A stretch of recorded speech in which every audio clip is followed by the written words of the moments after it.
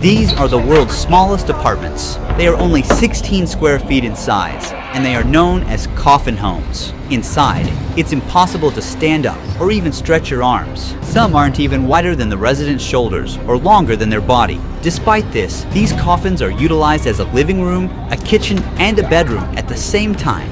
Hong Kong has had the world's most expensive housing market for 14 years. Around 200,000 people have no choice but to live in these homes. Some people have to live together in a single coffin, and some even barely fit inside their own homes. The coffin home we're about to visit would feel worse than a prison.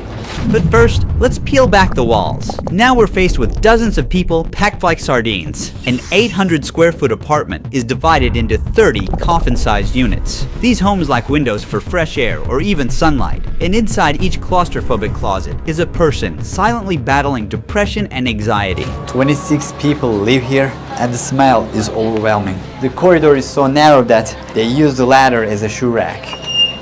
People are stacked like bricks here. Hello! Hello, hello. How long have you been living here? About 6 years. Oh, there's one more guy here. So you stay together? Yes, Is he your husband? my boyfriend. What is it like to live here? It's difficult. Lots of things bite you. Look, What is this? bed bugs. This is a huge problem. Yeah, biting me all over. They're everywhere. Look how many I caught. They suck blood. Bed bugs can cause people to get anemia by biting them. They are very common pests in subdivided apartments. A female bed bug can lay up to 500 eggs in her lifetime. The bed bugs are here. Oh, can you see them? Ms. Lee went out to get some fast food and came back. She grabs a chair, and their tiny bed turned into a dining table for a moment.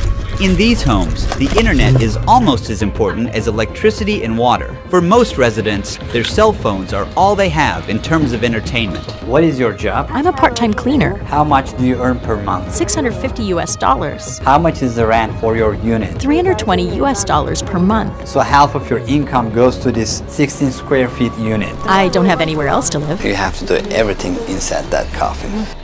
Now, approximately 7.5 million people live in this city. Get a bird's eye view of Hong Kong, and you'll be faced with a massive metropolitan city rising from the jungle like shoots of bamboo. There is only a limited amount of buildable land on the island. With space so scarce, desperate solutions have emerged, including a 10-story building built on top of an 8-story parking garage. This city is at full capacity. Now we're visiting those upper units in a different subdivided apartment. These coffins don't even have a space for a fan inside, so they are hanging out here in the corridor. To afford the rent prices, some residents have to suffer through awful jobs at horrific hours. Frankie Chow works from 9 p.m. and gets back home at 5 a.m. What is your job? Metal work, How much do you earn per month? $1,250 US. What is it like to live here? Of course, not good. Narrow, really narrow. My cell is very simple. A TV, bed, basic daily stuff, a blanket, and a pillow. Nothing else. So where do you see yourself in 10 years? I'll be dead by then. Oh, hopefully no. Now we're on our way to visit someone who can't physically fit inside his coffin home. I can't even imagine how difficult it is to live like that. Meet John. His door was open as he couldn't fit inside his home if he closed it. His left shoulder sticks out of the coffin. He's a big guy and it must be hard to live in such a tight place. How is life here? Look around. How would you feel? Do you have any family? I used to. My wife left me because of my gambling. We're not in touch anymore. No, I only bet a little on horse racing. I ruined myself by gambling. How do you get by then? I get welfare. Living without having any space to move around slowly destroys the body. What do you do all day? I have nothing to do. I just watch television. I'm scared to go anywhere. I'm afraid of my legs giving out and collapsing on the ground. Where do you see yourself in 10 years in the future? 10 years? Probably in a grave. Hopefully no. Why don't you have a mattress under yourself? Because I can't fit. People sometimes sleep without mattresses to avoid a bedbug infestation. How long have you been living here like this? 18 years.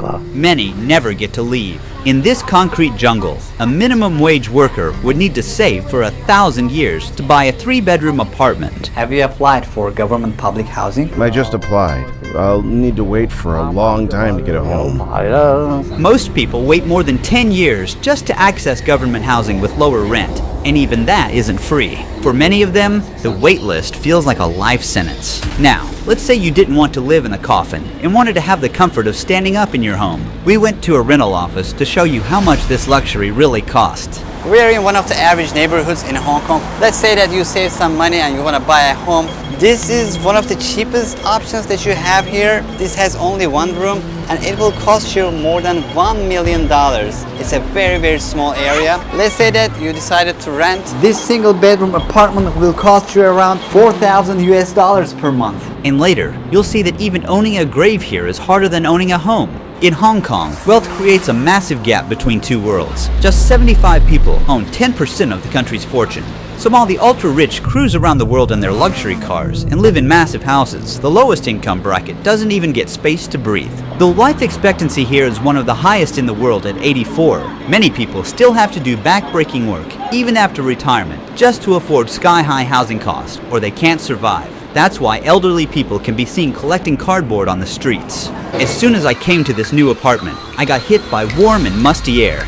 The ceiling has tons of mold on it. The air inside coffin homes is 4 times more polluted than what's safe to breathe. I got inside an empty coffin home myself. I immediately felt boxed in, like the walls were closing in on me. This is the most bare-bones coffin we've visited. The person who lives here owns almost nothing. On one side, there are stickers on the wall with a blue sky, clouds, flowers, and butterflies. It's like an escape from the claustrophobia. On the other side is a metal grate. You feel like you're in a cage. You can't get fresh air or sunlight here. It's so hot here. Very humid. How do people sleep here? I can't even breathe properly. Imagine hanging your clothes here, sleep, watch YouTube on your mobile phone. Nowhere else to go. Just walk the neighborhood and come back here and nothing else in your life. While sleeping, there might be a lot of noise from your neighbors. Sad. It's very sad. I wanna go. Mr. Lee is one of the many people staying in a coffin while still alive. His home is the most crammed one we've seen so far. I can't find a job because once I was arrested for theft. I found a phone in the street and didn't report it to the police. Later, they found it on me and arrested me. Are prison cells more comfortable than coffin homes? Yeah, that's correct. In Hong Kong, prisoners get 80 square feet of space with a personal toilet. Unlike the 16 square foot homes, they also have enough space to stand up in. In that same space, 10 coffin homes could be stacked on top of each other. Now we're going to meet with Wang. How did you end up here? It was a long time ago. I'm a poor man now, not a rich man. Before here, I had a house, a wife, and a daughter. They left you? Sure, Do you ever talk to them? I have no money, so they won't talk to me. How old are you right now? 63. This is my table. It is for everything. Can you see it? I have my clothes inside that. And this is the pot I use for cooking noodles. Wang invited us to tag along on his short daily routine outside.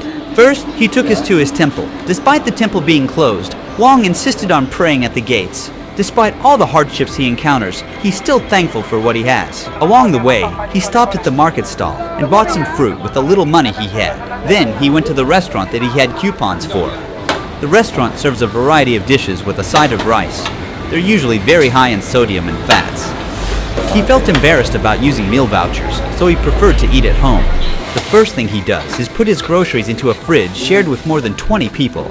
After that, Wang climbed into his home and started eating his food. His sedentary lifestyle and the unhealthy foods offered at the restaurants are ruining his health.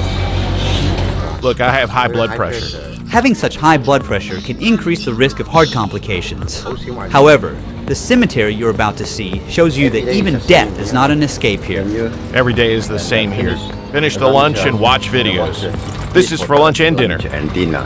He carefully rationed his food so he could stretch it for 2 meals. Do you use illegal substances? No, I don't. So many people use things like that here. Once it's dark, the love homes open for business. Wang took us to one nearby that he knew about. There's a girl in each room. There's someone inside. It says, "Please wait."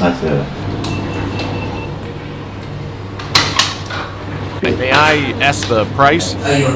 Just some people coming to have a look. He denies visiting these places, but seems to know his way around them just fine. It's a 1-hour massage for $65 US. These love homes are actually subdivided apartments too. Because of the housing prices, even these women can't afford full-size units. If the living stay in coffins in Hong Kong, where does that leave the dead? Because they are more affordable, most people rent graves rather than own them. Space is so limited that even graves in public cemeteries are not permanent. After 6 years, the body must be removed and cremated. As space runs out, cremation has become the only option, and the ashes rest in tiny drawers no bigger than a shoebox, just like these ones. The government has promised to end the housing crisis by 2049. About 220,000 people are stuffed into terrible homes in one of the richest places in the world. They are not there to be protected, but to be hidden from the eyes of the rich.